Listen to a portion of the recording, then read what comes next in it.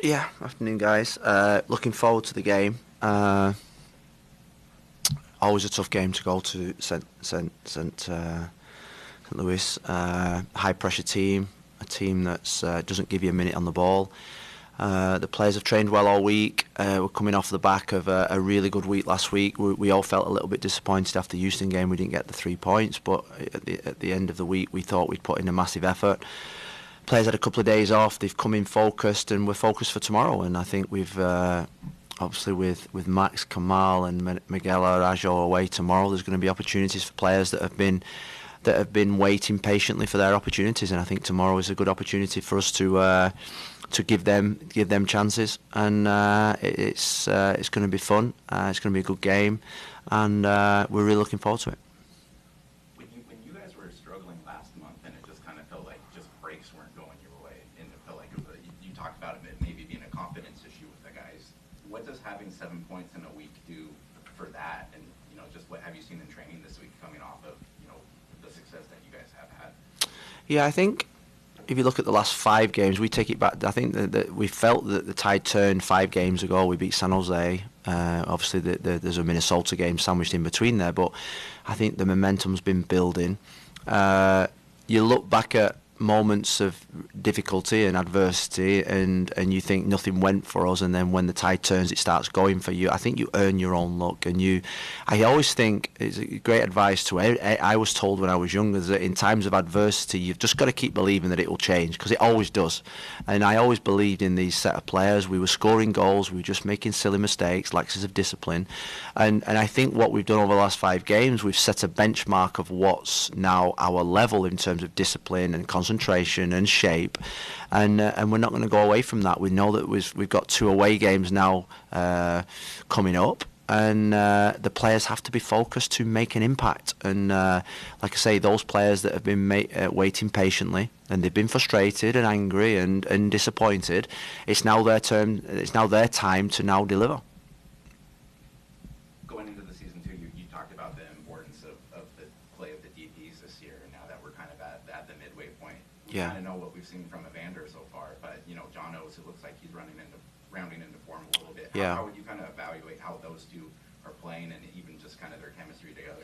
Yeah, well, I think we're really pleased with John over the last 5 or 6 games. I think he's been a massive big match winner for us. His confidence, his integration into the group, on and off the field now, you're seeing a real personality. It does take time. The goals have helped. His performances have been great. He's got confidence. Him and Pipe have got a brilliant understanding. And he's making impacts and winning us games of football. I think all I've said it all season about Evander. I think he's a couple of things. I think he's one of the best number 10s in the league, and I think he's now turning into a real leader.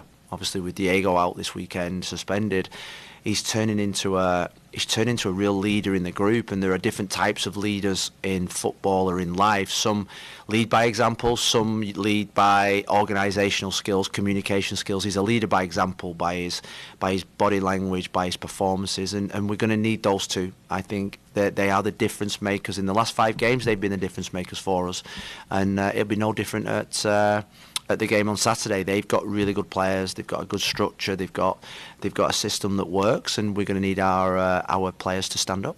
Do you think Evander gets overlooked from a league-wide level? 1,000%. 1,000%.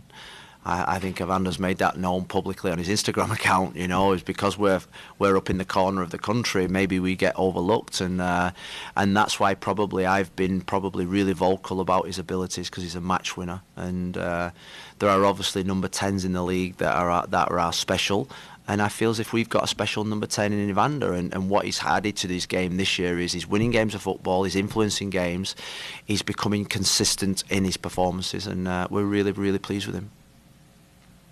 Moving on, so you've already mentioned Diego Chara is going to be missing this game through yellow card suspension. Yeah. How strong has the competition been to see who's going to be starting in his place this week?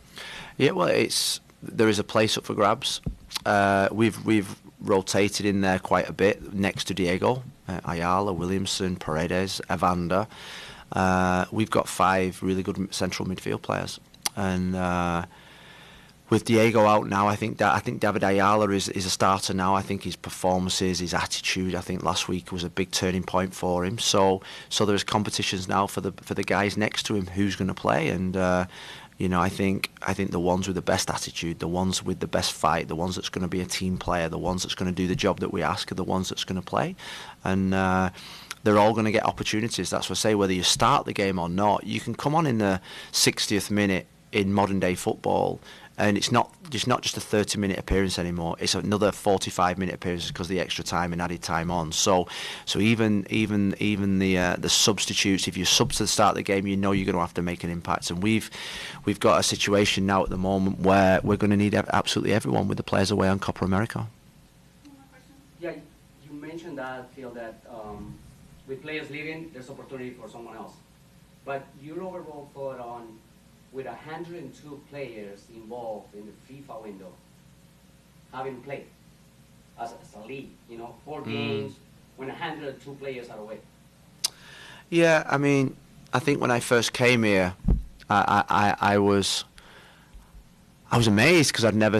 Obviously, in Europe, if there's a FIFA window, the league shuts down. Why? Because if you take away even one player from a team, then it's an unfair advantage in the competition. And I think what I learned early on is that I think in the MLS, I think because of this rule, people just get on with it. But I'm not sure it's the right thing to do. I think in a FIFA window, I do think that if you've got players, even one player away, then it's an unfair advantage. You look at teams, you look at the obvious team, Inter Miami. When you play against Inter Miami in an international window with the galaxy of stars that they've got, or one in particular, it's going to be probably the game's going to be probably you're going to have a better chance of getting the result than when he's not there. When he's there. So I think this league, obviously the calendars don't align and all that business, and we've got to fit in games and the Copa America. But I think it's something that probably over the next 2 or 3 years that we do have to look at, that if teams are going to suffer when players are away with the Olympics, the Copa America, is that you think to yourself that you could catch a team at a time when if they're not at full strength, you can pick up 3 points, and then another team plays that team later in the season when they're all back. It just doesn't seem fair, but I think this league is ever changing, this league is improving. I think it's something that we do need to look at because we want a fair competition. Yeah, can I? Only one? Okay. Okay. Sí, una, pues. Tengo entendido que Dairon regresa a Colombia. Es para Colombia. ¿Qué nos puedes decir? Sí, he leído esta noticia esta mañana, pero Dairon es un jugador muy importante para Portland Timbers. Ha sido aquí 8 años, es una leyenda en este club. En esta situación la ventana en MLS está cerrado, entonces es imposible para hacerlo. Dairon quiere jugar, pero jugó muchos minutos este año conmigo. Es importante para la plantilla.